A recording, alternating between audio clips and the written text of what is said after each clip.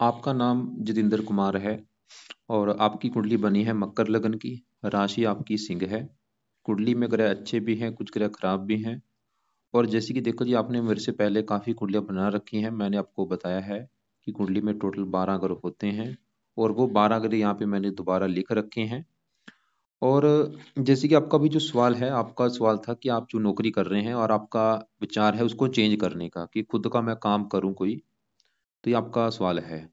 और बाकी हेल्थ को लेके आपका जो सवाल है, तो पूरा आपको मैं विस्तार से समझाऊंगा। और जैसे कि देखो जी, मैंने आपको अभी बोला कि जो कुंडली होती है इसमें हमें 12 ग्रहों के बारे में जानना पहले पड़ता है। और वो 12 ग्रह यहाँ पे मैंने लिख रही हैं। एक बार मैं फिर आपको थोड़ा सा रिपीट कर देता हूँ। ये जो एक लिखा है, ये है आपका पहला घर। और पहले घर से आपका शरीर देखा जाएगा, मतलब शरीर के बारे में अगर जानना है कि हेल्थ कैसी है, स्वभाव कैसा है, रंग रूप कैसा है, पहले घर से। दूसरा घर आपके परिवार का है, वाणी का है, धन जोड़ने का। तीसरा घर छोटे भाई बहन। चौथा घर माता मकान वाहन। पांचवा घर बच्चों का पढ़ाई। छठा घर शत्रु रोग कर्जा। सातवां घर आपकी पत्नी का, डेली की इनकम का भी है। आठवें घर से उम्र। नौवें घर से भाग्य। दसवां घर काम का। 11वां घर लाभ। 12वें घर से खर्चे हम देखते हैं। मतलब हमने जो कुछ देखना है, हमें वो घर देखना है। अब देखो जी, सबसे मेन जो हम कुंडली जब देखते हैं, उसमें हमें हमने ये देखना होता है कि कुंडली में ग्रह अच्छे कौन से हैं, उनकी लिस्ट बनानी होती है कि अच्छे ग्रह कौन से हैं, खराब ग्रह कौन से हैं। जो ग्रह अच्छे हैं वो अच्छे फल दे रहे हैं या नहीं, क्यों नहीं दे रहे। और जो ग्रह खराब हैं उनके उनको वो क्यों खराब हैं, उनको कैसे सही करना है। और लिस्ट ये भी बनानी होती है कि मार्किश कौन से हैं कुंडली में, योगकार कौन से हैं, ये भी हमें पता होना चाहिए। मार्किश का मतलब होता है जो लग्नेश के शत्रु होते हैं वो मार्किश होते हैं, जो लग्नेश के मित्र हैं वो योगकारक होते हैं। और हमें ये भी देखना होता है दशा कौन सी चल रही है, और वो जिसकी दशा है वो ग्रह अच्छा है या बुरा है, वो मार्किश है या योगकारक है। तो ये मतलब मेन मोटी मोटी चीजें हमें पता होनी चाहिए। और सबसे बड़ी बात, जैसे कि सबसे जरूरी क्या होता है कुंडली में, ये पता होना चाहिए कि कुंडली में दोष कौन सा बना है। देखो जी, हजारों प्रकार के दोष हैं कुंडली में होते हैं। उसमें से कई दोष बड़े होते हैं, कई छोटे होते हैं। इन दोषों में सबसे एक बड़ा दोष होता है जिसे कहते हैं काल सर्प दोष। और ये दोष आपकी कुंडली में बना हुआ है। राहु और केतु लेके बैठे हैं काल सर्प दोष। मतलब आपकी कुंडली में सबसे जो नेगेटिव पॉइंट क्या है, कि आपकी कुंडली में बना है काल सर्प दोष। ये जितने मतलब जो दोष मैंने बोले हैं, जैसे कई दोष होते हैं, पित्तर दोष हो गया, सूर्य ग्रहण दोष हो गया, ये सबसे ये सबसे बड़ा दोष होता है काल सर्प दोष। तो ये देखो, ये दोष क्या होता है, एक होता है ये राहु क्या है, राहु सांप का है मुख, केतु है पूंछ। मतलब कहते हैं कि जब सांप और इसकी पूंछ के अंदर सभी ग्रह आ जाते हैं, तो ये दोष लागू होता है। इसकी वजह से क्या होता है, दूसरे ग्रहों के अच्छे फल नहीं मिलते। मतलब जितने मर्जी आपकी ग्रह कुंडली में अच्छे हैं, जैसे आपका मंगल अच्छा है, तो इन अच्छे फलों में कमी आ जाएगी, जहाँ अच्छे फल मिलेंगे नहीं। तो अब देखो जी, ये जो दोष होता है, ये भी देखो जी, मान लो काल दोष बना है। मान लो कई बंदों की कुंडली बना है काल सर्प, जैसे आपकी भी कुंडली बना है काल सर्प, और भी बंदा है उसकी भी कुंडली बना है। अब ये भी देखना पड़ता है कि काल सर्प जो बना है वो किन ग्रहों के ऊपर बना है। जैसे आपका राहु है 9वें घर के ऊपर, और केतु है तीसरे घर के ऊपर, और इधर वाला हिस्सा पूरा खाली है, सभी ग्रह हैं इस साइड में। अभी जो काल से दोष दोष का जो नुकसान ज्यादा होगा, इन दो घरों को लेके ज्यादा होगा, तीसरे घर को और 9वें घर को। मान लो हो सकता है किसी का काल से दोष बना हो, उसका पहले घर से 7वें घर के अंदर बना हो, तो उनके पहले और 7वें घर की हानि ज्यादा होगी। मतलब पहला घर शरीर का है, 7वां घर पत्नी का। तो ये मतलब देख के डिसाइड होता है। अब जैसे मैंने आपको बोला कि आपका बना है काल सर्प दोष, अब सवाल की इसका जो नुकसान है क्या है। तो नुकसान देखो जी, राहु कहाँ बैठा है कुंडली के 9वें घर में। तो ये 9वें घर की हानि ज्यादा करेगा। और 9वें घर से सबसे जो मेन हम चीज देखते हैं, 9वें घर से हम भाग्य देखते हैं। और आपको पता है देखो जी, भाग्य का साथ देना बहुत जरूरी होता है। बंदा जितनी मर्जी मेहनत कर ले, लेकिन अगर उसका भाग्य साथ नहीं देगा, वो जीवन में ज्यादा आगे नहीं बढ़ पाएगा। तो 9वें घर से भाग्य देखा जाता है। इसके अलावा और भी काफी चीजें हैं। 9वें घर से धर्म, तीर्थ यात्रा, विदेश यात्रा, पिता का सुख। लेकिन मेन हम 9वें घर से भाग्य देखते हैं। अब देखो जी, अगर आपका भाग्य देखना है 9वें घर को, और 9वें घर में 6 लिखा है जो कि कन्या राशि है, मालक है बुध, तो आपका भाग्य हम बुध से भी देखेंगे। और 9वें घर में बैठे राहु को भी देखना पड़ेगा। तो अभी जैसे मैंने बोला, ये जो दोष होता है ये उन घरों को ज्यादा खराब करता है जिन घरों में बैठा है। तो राहु आपका 9वें घर में भाग्य घर में बैठा है, तो राहु आपके 9वें घर की बुरी तरह से हानि करेगा। मतलब आपका भाग्य पूरी तरह से साथ नहीं देगा इस राहु की वजह से। तो राहु का मतलब जो बुरा फल आपको क्या मिलेगा, आपके भाग्य की हानि करेगा, भाग्य साथ नहीं देगा। और ये जो दोष होते हैं, देखो जी पिछले जन्म के जो कर्म होते हैं वो कर्मों के हिसाब से ये कुंडली बनती है। और मतलब आपका जो पिछला जन्म का जो लेन देन था, जो भी आपने अच्छे बुरे कर्म किए उसके हिसाब से ग्रह बैठे हैं। मान लो आपके जो राहु ने, आपका वो राहु दुश्मन नहीं है, बस आपके कर्मों का फल आपको दे रहा है। जब इसका जो दोष है खत्म होगा, मतलब आपको इसने खपाना है, आपको इसने 30 साल खपाया, आपको लाइफ में स्ट्रगल कराया, भाग दौड़ कराई। जब वो जो आपका जो कर्जा था पिछले जन्म का वो पूरा इसने कर दिया, तो ये दोष अपने आप ही खत्म हो जाता है। मतलब इसका कहते हैं जैसे कि 42 साल के बाद इसका दोष खत्म हो जाता है, कुछ 36 साल कहते हैं। लेकिन फिर भी मेरा बस समझाने का बस आपको मतलब ये है कि अगर आपको लग रहा है कि आपकी मतलब पूरी तरह से किस्मत साथ नहीं दे रही, आप जीवन में आगे नहीं पूरी तरह से बढ़ पा रहे, कहीं ना कहीं स्ट्रगल आपको आ रहा है, तो ये दोष को सही करो आप पहले तो। ये जो दोष आपका जो बना है काल सर्प दोष। और राहु नौमा अगर ये पिता का भी होता है, पिता संबंधी भी कुछ दिक्कतें आती हैं। और इसकी दृष्टियां भी हैं, लगन को भी देख रहा है, हेल्थ भी खराब करता रहता है, स्ट्रगल, चिंता, भाग दौड़। वैसे देखो जी राहु यहाँ पे स्वय राशि में है, खुद की राशि है, लगन को देख रहा है, मित्र राशि है, पांचवें गुरु को देख रहा है, उच्च राशि। लेकिन ये जो काल से दुष्ट बनने की वजह से ये बुरे फल आपको देगा। लेकिन इतना आपके लिए एक अच्छी बात यह है कि इसके जो बुरे फल आपको ज्यादा वैसे मेरे हिसाब से मिलेंगे नहीं। क्यों नहीं मिलेंगे, क्योंकि यहाँ पे स्वय राशि में बैठा है। मान लो यहीं पे अगर आपका उच्च का बैठा होता है तो इसका बुरा फल आपको भयानक बुरा फल मिलना था।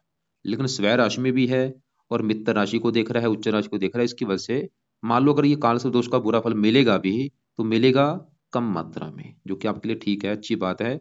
लेकिन फिर भी भाई आप इसके उपाय करो। तो क्या क्या उपाय हैं, क्योंकि राहु के काल से दुष्ट बने दोनों की वजह से, राहु और केतु की वजह से। तो राहु के लिए आप दोनों के पाठ पढ़ो, मतलब ये नियम बना लो कि लाइफ टाइम अपने इनके पाठ पढ़ने हैं। तो राहु कवच का पाठ और केतु कवच का पाठ, ये दो पाठ आप रात के समय जरूर पढ़ो, या इनको आप सुन लिया करो।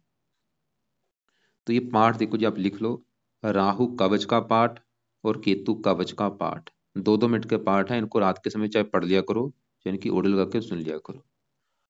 और इसके अलावा आप इनके दान भी कर दिया करो, राहु का दान सतनाजा है वो भी आप कर दिया करो। वैसे भी आप नोट करो कि अगर आपको लगता है कि हाँ भाई भाग्य पूरी तरह साथ नहीं दे रहा, किस्मत साथ नहीं देती है, तो राहु का दान जरूर करो और केतु का दान कुत्तों को रोटी डाल दिया करो। अब देखो जी, जैसे मैंने बोला हमें ये भी देखना पड़ता है कि दशा जिसकी चल रही है वो ग्रह मार्किश है या योग कारक है। तो आपके ऊपर अभी जो दशा चली हुई है वो है गुरु ग्रह की बड़ी दशा, 17 से चली है और 33 में खत्म होगी।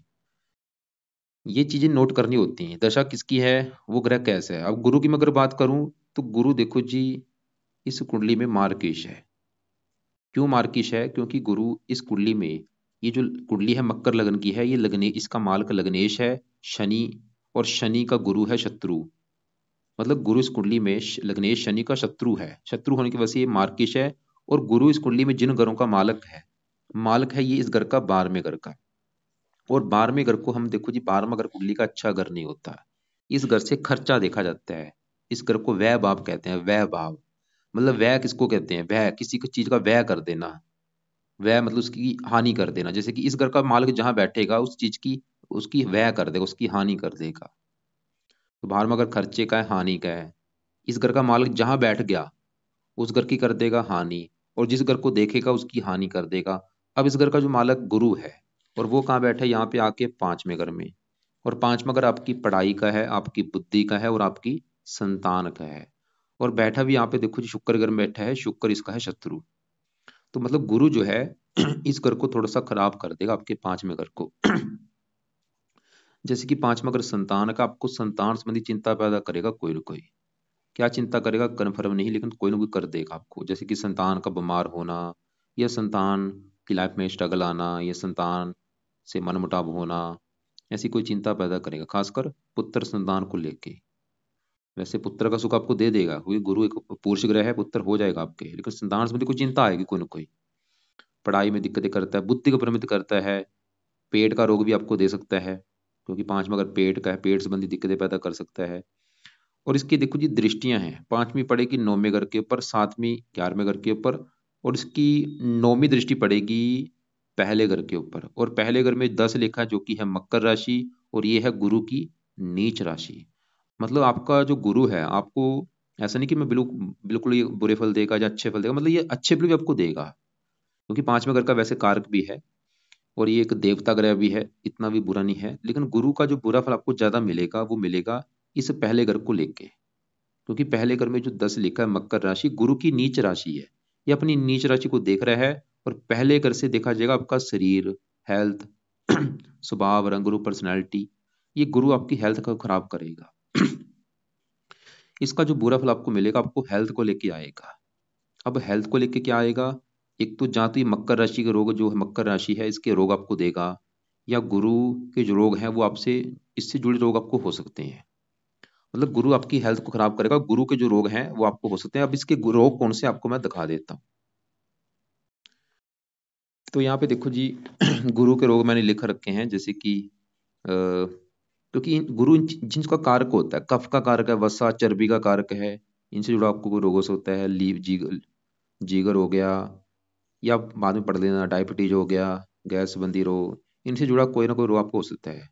खासकर पेट संबंधी रोग आपको देगा, क्योंकि पांच मगर पेट का भी है और गुरु पेट का कारक भी है, जैसे पेट का फूलना, कब्ज, पेट का कोई फोड़ा हो गया, ये पांच मगर पेट का है।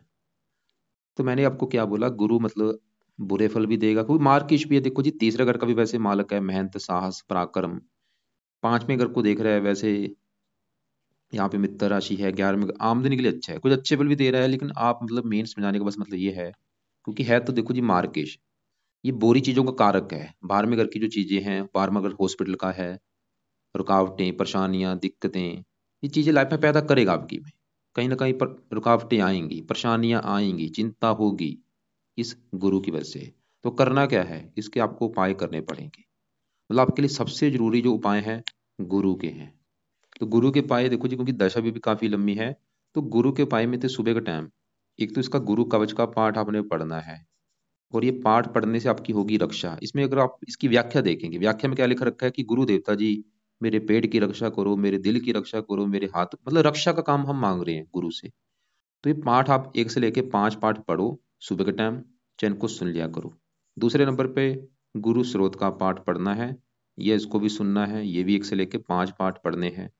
तीसरे नंबर पे अगर आप कर सकते हैं वो है आप इसका व्रत रखो, बहुत बेस्ट उपाय है। हर गुरुवार के दिन इसका व्रत रख लिया करो, उस दिन कथा करो, आरती करो। व्रत में क्या करना है, दिन में खाली फल फ्रूट खा लेना, रात को एक टाइम भोजन करना है, और दिन में बिल्कुल नमक का सेवन नहीं करना। रात को भी जो भोजन करेंगे उसमें नमक का सेवन नहीं करना। पीले कपड़े कम यूज किया करो। और इसका एक चौथा उपाय है, इसका दान आप करो पीले रंग का। हर गुरुवार के दिन पीली रंग की वस्तुओं का दान कर दिया करो। और इसके अलावा अगर आपने इसके पहले मंत्र कर रखे हैं, ठीक है, नहीं किए तो आप इसके जो मंत्र हैं वो भी एक बार पूरे करो, जो कि है 19,000। तो 19,000 भाई आप इसके मंत्र एक बार पूरे कर लेना संकल्प लेके। क्योंकि अगर आपका जो सवाल है कि हेल्थ खराब हो रही है, वो कारण ये गुरु है। और भी जो परेशानियां लाइफ में आ रही हैं, तो गुरु के ये 4-5 मैंने उपाय लिख दिए हैं। कवच स्रोत के दोनों पाठ रात सुबह के टाइम पढ़ लिया करो, यानी कि सुन लिया करो। और व्रत आपकी मर्जी है, अगर आपको लगता है कि मैं रख सकता हूँ व्रत तो रख लिया करो, बहुत अच्छी बात है। दान हर गुरुवार को करना है पीले रंग का। और इसके मंत्र अगर आपने पहले से कर रखे हैं, ठीक है, फिर तो रहने दो, नहीं किए तो ये 19,000 मंत्र एक बार पूरे कर लेना। मंत्र है ओम ब्रह्म बृहस्पति नमः। तो अब देखो जी, हमने सबसे पहले देखा, क्योंकि मैंने आपको जो चीजें समझाई हैं, हमें चीजों को पता होनी चाहिए कि हमारे ग्रह अच्छे कौन से हैं, क्यों अच्छे हैं, उनका अच्छा फल कैसे बढ़ाया जाए, बुरे कौन से हैं, क्यों बुरे हैं, दोष कौन से कुंडली में बने हैं। तो अभी जैसे मैंने आपको एक तो राहु केतु का दोष जो बोला, इसके उपाय बताए हैं। रात के समय राहु केतु कवच के पाठ पढ़ो करो, और सुबह के टाइम गुरु के हो गए, क्योंकि गुरु की बड़ी दशा है। अब देखो जी, आपके ऊपर चल रही है एक बुध की अंतरदशा। ये छठा महीना 22 से चली है, 10वां महीना 24 में खत्म होगी। तो सवाल ये है कि बुध आपका अच्छा है या बुरा है। बुध देखो जी आपका है बहुत ही बड़े लेवल पे अच्छा, ये समझो आपका बहुत ही अच्छा है। लेकिन इसके जो अच्छे फल हैं वो आपको पूरी तरह से नहीं मिल पाएंगे, मिलेंगे बस थोड़े से मिलेंगे, कम मात्रा में। मतलब है अच्छे फल, अच्छे फलों का जो लेवल है वो बिल्कुल कम है। तो सवाल है कि बुध अच्छा क्यों है, अच्छे फल क्यों कम मिलेंगे, अच्छे फल बढ़ाने कैसे हैं। तो बुध कहाँ बैठा है, कुंडली के छठे घर में। छठे घर में 3 लिखा है, 3 है मिथुन राशि, जो कि बुध की अपनी राशि है। देखो जी, बुध आपका कहाँ बैठा है, छठे घर में, और यहाँ पे अपने ही घर में बैठा है मिथुन राशि में। लेकिन आपको भी दिख रहा है, मुझे भी दिख रहा है कि छठे घर में बैठा है, लेकिन ऐसा नहीं है। क्योंकि अगर इसको मैं चलित कुंडली में देखूं, इसका 90-95% हिस्सा पांचवें घर के ऊपर जा रहा है। मतलब आपको जो भी बुध फल देगा वो पांचवें घर के हिसाब से देगा। और पांचवें घर में ऐसा नहीं कि पांचवें घर में ये शुक्र की राशि में चला जाएगा, रहेगा अपनी राशि में। जो पांचवें घर के फल देगा वो मिथुन राशि के हिसाब से देगा। बहुत अच्छी बात है, क्योंकि अपनी खुद की राशि में बैठा है। और बुध इस कुंडली का योग कारक ग्रह भी है, क्योंकि बुध इस कुंडली में इस नौवें घर का मालक है। नौवें घर में जो 6 लिखा है, कन्या राशि मालक है बुध। कुंडली में देखो जी, त्रिकोण को अच्छा माना गया। जैसे त्रिकोण किस कहते हैं, पहला घर, पांचवा, नौमा, ये त्रिकोण भाव है। पहला घर लग्नेश शनि, पांचवा घर पंचमेश शुक्र, नौमा घर भाग्येश बुध। तो आपका जो बुध है इस कुंडली में योग कारक ग्रह भी है, बैठा छठे घर में है, लेकिन छठे बड़ा हिस्सा है पांचवें घर के ऊपर, इसकी वजह से ये है बहुत ही अच्छा। अब बुध अच्छे फल क्या देगा, पहले समझो अच्छे फल इसके मिलेंगे आपको जो कम मिलेंगे। क्यों मिलेंगे कम? क्योंकि एक तो इसके बीच में बल नहीं है, ये 0 डिग्री का बैठा हुआ है, बिल्कुल बच्चे के रूप में बैठा है बाल अवस्था में। और ऊपर से अस्त हो चुका है, 0 डिग्री ऊपर से अस्त बैठ गया, मृत हो चुका है। इसके जो अच्छे फल थे वो बिल्कुल आपको मिलेंगे ही नहीं, मिलेंगे थोड़े बहुत ही मिलेंगे। तो पहले मैं बता दूं अच्छे फल है क्या, क्योंकि बुध का बड़ा हिस्सा मैंने क्या बोला, पांचवें घर के ऊपर है। और पांचवें घर में अपनी राशि के हिसाब से फल देगा। तो पांचवा घर किसका है, संतान का। आपको संतान का सुख बहुत अच्छा देगा। पांचवा घर पढ़ाई का आपको बहुत ही ज्यादा पढ़ा लिखा बनाएगा।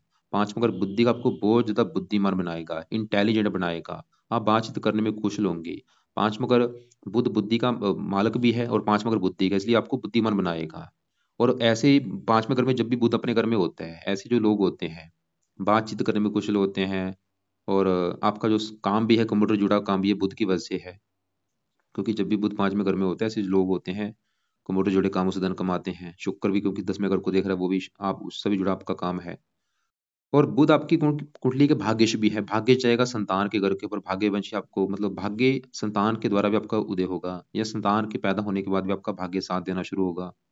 और अभी बुध की दह चली, इसमें भी आपका भाग्य साथ देगा। छठा महीना 22 से चली हुई है, ये समय आपका बहुत अच्छा है। बुध वाला भाग्य साथ देगा आपको, मतलब और भी अच्छे फल देगा। और बुध बिजनेस का कारक, आप बिजनेस भी कर सकते हैं, आपको एक अच्छा बिजनेसमैन बनाएगा। हजारों अच्छे फल हैं। लेकिन देखो जी, वही बात फिर आ चुकी कि इसके जो अच्छे फल हैं वो आपको मिलेंगे थोड़े बहुत ही मिलेंगे, कम मात्रा में, क्योंकि बल है ही नहीं इसमें अच्छे फल देने वाला। और इसका बल अगर आपने बढ़ा लिया, आपके इसकी आपको देखो जी इतने अच्छे फल बढ़ जाएंगे आप सोच नहीं सकते। तो इसके बल को बढ़ाने के लिए सबसे जो बेस्ट उपाय है वो है इसका पन्ना रत्न धारण आप करो।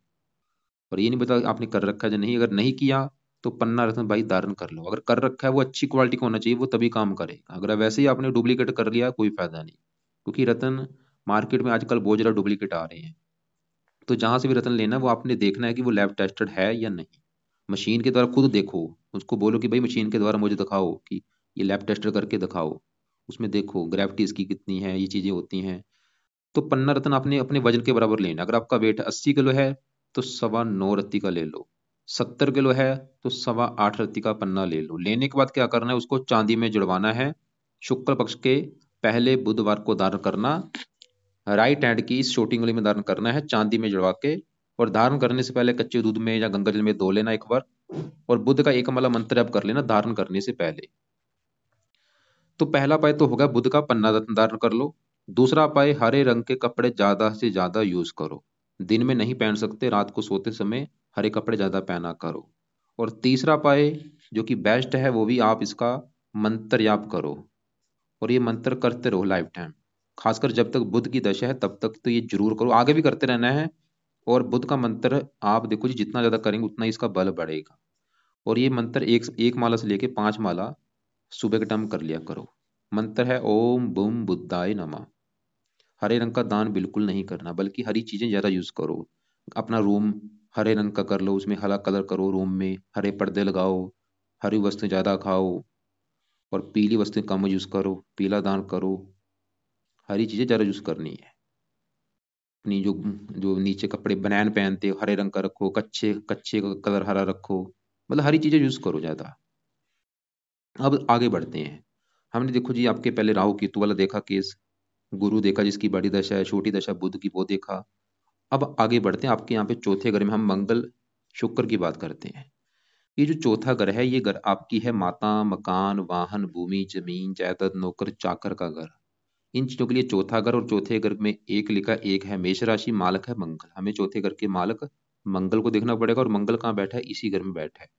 मतलब आपका जो मंगल है वो भी बहुत अच्छा है, क्योंकि वो अपने ही घर में बैठा है और ये रुच्च योग भी बना है। अपने घर में बैठा है, पंच महापुरुष योगों में से उत्तम योग है रुच्च योग। बैठा भी 19 डिग्री का है, और मंगल का एक और घर है, ये 11वां घर। 11वां घर है आपके बड़े भाई बहन, लाभ, इच्छा पूर्ति, आमदन, आपकी इनकम कैसी होगी 11वें घर से। और 11वें घर का मालक मंगल है। मंगल के दो घर है, एक तो चौथा घर जहां वो बैठा है, एक 11वें घर का। और मंगल आपका देखो जी, आपको 100 में से 80-90% अच्छे फल देगा। एक तो मंगल चौथे घर का अच्छा करेगा, मतलब आपको बड़ी भूमि संपत्ति का स्वामी बनाएगा। आपके पास अच्छा घर होगा, अच्छी गाड़ी, भूमि संपत्ति, जमीन जायदाद, ये सभी सुख आपको दे देगा। नौकर चाकर, घरेलू सुख अच्छा, घर का माहौल अच्छा। वैसे भी मंगल भूमि कारक भी है, और चौथा घर भूमि का है, तो भूमि संपत्ति का सुख तो आपको होगा ही। घर अच्छा, जमीन जायदाद, खासकर मंगल की दशा में चीजें बढ़ जाएंगी। भूमि संपत्ति, आप भूमि खरीद सकते हैं, प्रॉपर्टी खरीद सकते हैं। और भूमि से आपको अपना मतलब मकान वाहन के रूप में भी आपको धन आ सकता है। मतलब आप किराए के रूप में मकान को चढ़ा के उसके रूप में भी आपको धन आ सकता है। जहाँ प्रॉपर्टी को मतलब आपकी जो जमीन है उसके थ्रू भी आपको धन आ सकता है। मंगल ये दिखा रहा है।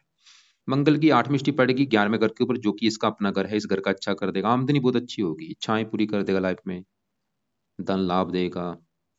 और ये लाभ देखो जी चौथे घर में भी आ रहा है, मतलब ऐसा काम भी आप कर सकते हैं कि आपको घर बैठे बैठे ही चीजें प्राप्त हो सकती हैं। लाभ चलेगा चौथे घर में, चौथा घर जन्मभूमि। जन्मभूमि कर बैठे बैठे, खासकर उसका मंगल की दशा में चीजें हो। तो मंगल हमने क्या देखा, वो चौथे घर का अच्छा करेगा। 11वां घर, 11वां घर आपके बड़े भाई का है। बड़ा भाई अगर आपका होगा, उसका सुख बहुत अच्छा है, मंगल ही दिखा रहा है। बड़े भाई का सुख अच्छा है, माता का सुख अच्छा है, क्योंकि चौथा घर माता का है। माता की उम्र आपकी लंबी कर देगा, क्योंकि चौथा घर माता का, माता की उम्र 8वें घर से चौथे घर से 8वां घर माता की उम्र का है। तो माता की उम्र लंबी दिखा रहा है कि माता की उम्र लंबी होगी आपकी। और भी काफी चीजें हैं। तो मंगल आपका अच्छा है। अब देखो जी, साथ में शुक्र बैठा है। शुक्र, लेकिन मंगल का एक बुरा फल भी है। मंगल बुरा फल ये देगा, इसकी चौथी दृष्टि पड़ेगी 7वें घर के ऊपर। 7वां घर आपकी है पत्नी का घर। 7वें घर में 4 लिखा है, कर्क राशि, जो कि मंगल की है नीच राशि। क्योंकि ये कुंडली मंगलिक भी बना के बैठा है, तो इसकी वजह से हो सकता है आपका जहाँ तो विवाह में देरी हो, या विवाह हो भी गया तो पत्नी से आपका मनमुटाव भी कराएगा। अब साथ में शुक्र बैठा है। शुक्र आपकी कुंडली किस घर का मालक है, 10वें घर का। और शुक्र इस घर का मालक है 5वें घर का, जहाँ पे 2 लिखा है। 2 है वृष राशि, मालक शुक्र। आपकी देखो जी, संतान के लिए 3-4 ग्रह देखने पड़ेंगे। 5वें घर में बैठा गुरु, उसको भी संतान के लिए देखना पड़ेगा। 5वें घर के मालक शुक्र को भी। और 5वें घर के ऊपर क्योंकि बुध की बड़ा असर है, बुध को भी देखा जाएगा। राहु की दृष्टि है। तो सभी ग्रहों को देख के डिसाइड होगा संतान के बारे में। तो 5वें घर का जो मालक शुक्र है, वो आपका एक तो 5वें घर का मालक है, एक 10वें घर का। 10वें घर में 7 लिखा है, तुला राशि। शुक्र इस कुंडली में योग कारक भी है, और 7वीं दृष्टि से अपने घर को देख भी रहा है। तो शुक्र भाई 10वें घर का अच्छा करेगा, काम काज के लिए बहुत अच्छा आपको देगा फल। और अगर आप काम काज करना चाहते हैं, शुक्र से जुड़े काम काज भी आप कर सकते हैं, जो भी शुक्र के जुड़े काम काज हैं। इसके अलावा 10वां घर पिता का है, पिता के लिए अच्छा, सरकार के लिए अच्छा, मान प्रतिष्ठा के लिए अच्छा। शुक्र की दशा भी आपकी बहुत अच्छी होगी काम काज के रिगार्डिंग। संतान के घर का मालक है, संतान के लिए अच्छा है, संतान का सुख अच्छा, पढ़ा लिखा बुद्धिमान बना देगा। शुक्र भी आपका अच्छा है, मंगल भी अच्छा है। अब आगे बढ़ते हैं, आपके यहाँ पे शनि की अगर मैं बात करूं, जो कि पता है पत्नी घर में। शनि देखो जी, अच्छे फल भी देगा, बुरे फल भी। शनि के इस कुंडली में अपने 2 घर हैं। एक तो इस घर का मालक है पहले घर का, और ये दूसरे घर का। एक होता है धन कमाना, एक जोड़ना होता है। कमाना 11वें घर से देखा जाता है, जोड़ना दूसरे घर से। और धन जोड़ना देखो जी, ये नहीं कि धन के रूप में जोड़ना है, वो चाहे आप जमीन के रूप में जोड़ रहे हैं धन, कोई जमीन ले ली, प्लॉट ले लिया, उसके रूप में भी जोड़ने को धन कहा जाता है। तो दूसरा घर है धन जोड़ने का, और FD RD जो भी हो गया। दूसरा घर परिवार का भी है, वाणी का है। दूसरे घर में 11 लेखा माल के शनि है, मतलब हमें दूसरे घर की चीजें शनि से देखेंगे। और शनि से पहले घर का भी मालक है, जहाँ पे 10 लिखा है। पहला घर शरीर, सेहत, स्वभाव, रंग रूप, पर्सनैलिटी। शनि कहाँ बैठा है, 7वें घर में पत्नी घर में। 7वें घर में 4 लिखा है, कर्क राशि शत्रु राशि है। शनि की 3 दृष्टियां, तीसरी यहाँ पे, 7वीं यहाँ पे, जो कि इसका अपना घर है। 10 में पड़ेगी यहाँ पे चौथे घर के ऊपर, जो कि नीच राशि है। शनि आपको भाई रले मिले फल देगा, अच्छे फल ही देगा। कि यहाँ से 7वीं दृष्टि से लगन को देख रहा है, यहाँ पे बना है लगन अधिपति जो। तो शनि पहले घर का तो कर रहा है अच्छा, कि आपकी हेल्थ बहुत अच्छी होगी, स्वभाव अच्छा, रंग रूप अच्छा, पर्सनैलिटी अच्छी, सर अच्छा, मस्तक अच्छा। आप बुद्धिमान होंगे, समझदार होंगे। और शनि दूसरे घर का मालक है धन का, धन चला गया पत्नी घर में। कोई ऐसा लॉजिक बनेगा जहाँ तो आपकी पत्नी से आपको धन मिलेगा, या आपकी पत्नी धन कमाने वाली होगी, या पत्नी के आने के बाद आपकी लाइफ में धन आना शुरू होगा, शनि दिखा रहा है। लेकिन शनि का जो बुरा फल है ये पत्नी के लिए अच्छा नहीं है, क्योंकि सातवें घर में शत्रु राशि में बैठा है, जहाँ तो आपकी विवाह में देरी कर देगा, जहाँ विवाह हो भी गया तो पत्नी से आपका मनमुटाव भी होगा, शनि ये दिखा रहा है। या हो सकता है आपकी पत्नी उम्र में बड़ी हो या छोटी हो, कोई ना कोई दिक्कतें पत्नी संबंधी पैदा करेगा।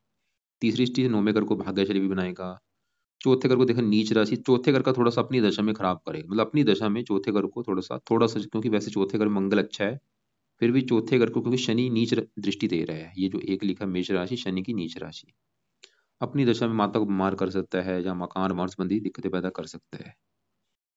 बाकी शनि का भी आप एक काम कर लो, इसका एक पाठ है शनि चालीसा का पाठ, वो भी रात के समय पढ़ लिया करो, क्योंकि लग्नेश भी है, इसका और कई फायदे होंगे, धन आप जोड़ सकेंगे। तो शनि चालीसा का पाठ रात को पढ़ लिया करो, चाहे इसको सुन लिया करो। अब सातवें घर का जो मालिक चंद्रमा वो भी आठवें घर में है, वो भी अच्छा नहीं है। ये भी थोड़ा सा ये दिखा रहा है, क्योंकि सातवें घर पत्नी का, पत्नी घर का मालिक चंद्रमा आठवें घर में चला गया तो पत्नी संबंधी कोई दिक्कतें पैदा कर सकता है, या तो पत्नी बीमार हो सकती है या पत्नी से मनमुटाव होगा। और सातवां अगर जो शनि है, ये सातवां अगर डेली की इनकम का भी है, ये शनि आपकी थोड़ी सी डेली की इनकम को भी लेकर दिक्कतें पैदा करेगा। सातवें घर का मालिक चंद्रमा आठवें घर में आपकी इनकम जो संबंध रखेगी, मतलब जन्मभूमि से दूर जाएंगे वहां पे आपकी इनकम अच्छी होगी, चंद्रमा ये दिखा रहा है, क्योंकि विदेश का भी घर है अपने। सातवां घर है दिल्ली की इनकम, ये चलेगी विदेश के घर में। जन्मभूमि से दूर जाके आपकी दिल्ली की इनकम अच्छी होगी, चंद्रमा ये दिखा रहा है। तो मैं देखो जी, कुछ ग्रह तो होते हैं काफी अच्छे होते हैं, कुछ ग्रह रले मिले होते हैं, जैसे मंगल अच्छा भी है बुरा भी है, शनि भी अच्छा भी है बुरा भी है। और बाकी जो आपका सवाल है, कि आपका सवाल तो ये था कि मैं खुद का बिजनेस करना चाहता हूँ, कर सकता हूँ या नहीं। क्योंकि जो भी चीजें हमारी लाइफ में हो रही है ग्रहों की वजह से होती हैं, कहीं ना कहीं कारण। अभी ये कोई ग्रह आपका ऐसा कारण बना रहा है कि आपको वो लीड्स परेशान कर रही हैं, आप जो बोला था कि वो आपकी कोई बॉस आई है, मतलब ग्रहों की वजह से भाई लाइफ में चेंज आता है। जो भी आपकी लाइफ में अभी चीजें जो भी होंगी अच्छी बुरी, ग्रहों की वजह से होंगी। तो हमने क्या करना है, हमें बस अपने ग्रहों को अच्छा करना है, ताकि हमारी लाइफ में अच्छा ही अच्छा हो। बुरे ग्रहों को सही करना है, अच्छे ग्रहों की पावर को बढ़ाना है। तो अभी जैसे कि आपकी कुंडली में एक तो सबसे जरूरी है गुरु के पाए, जिसकी है बड़ी दशा, ताकि वो दशा, क्योंकि अगर गुरु अच्छा हो गया, आप जो भी लाइफ में डिसीजन लेंगे आपको पछताना नहीं पड़ेगा, आपकी लाइफ में अच्छा ही अच्छा होगा, क्योंकि गुरु सही हो गया तो गुरु की जो बड़ी दशा है अच्छी जाएगी आपकी। तो इसलिए गुरु के उपाय आपको मैंने चार पांच उपाय ज्यादा बोले हैं, वो आपने जरूर करने हैं। दूसरे नंबर पे आपके ऊपर बुध की दशा है, वो अच्छा है, उसके अच्छे बल को बढ़ाना है, और वो भी आपको मैंने बता दिया है। और बाकी जो आपके ग्रह खराब हैं, जैसे आपका जो काल सर्प दोष बना है, ये दोष होता है, ये लाइफ में स्ट्रगल कराता है, हमें पता चलता ही नहीं है कि हमारी लाइफ में क्या हो रहा है। तो दोष के लिए भी आपको उपाय मैंने बता दिए हैं। और शनि लग्नेश है, उसके लिए शनि चालीसा का पाठ पढ़ सकते हैं, ना भी पढ़ेंगे कोई बात नहीं, लेकिन वो आपकी मर्जी है। तो एक बार मैं रिपीट करता हूँ, मंगल का आप उपाय रहने दो, शुक्र के रहने दो, सूर्य त्रिकबा को स्वामी त्रिकबा में बैठा है, ये उम्र के लिए अच्छा है। तो आपके लिए देखो जी, एक बार रिपीट करता हूँ कि रात के समय राहु कवच का पाठ, केतु कवच और शनि चालीसा, तो तीन पाठ तो है रात के समय, जो इनको पढ़ लिया करो या इनको सुन लिया करो। और सुबह के टाइम गुरु के मंत्र अगर आपने कर रखे हैं ठीक है, नहीं किए तो मंत्र पूरे कर लो। उसके बाद गुरु कवच गुरु स्रोत, ज्यादा से ज्यादा ये पाठ पढ़ो या उनको सुन लिया करो, व्रत रख लिया करो, दान करो, पीले रंग का हर गुरुवार को दान की वीडियो देख लेना क्या दान है। और बुद्ध के मंत्र ज्यादा से ज्यादा करो। और रतन खाली आपको बुद्ध का मैंने बोला वो कर लेना दान, और इसके अलावा कोई रत्न दान ना करना। शुक्र का भी आप वैसे कर सकते हैं, शनि का तो बिल्कुल नहीं करना। शुक्र का भी कर सकते हैं, लेकिन पहले बुध का कर लो पन्ना। सूर्य को जल नहीं देना। और बाकी देखो जी, पीले कपड़े कम यूज करो, हरे ज्यादा ज्यादा यूज करो। और फिर भी आपके जो सवाल है जो कवर ना मैंने किए हों, आप एक बार मुझे कॉल करके पूछ लेना।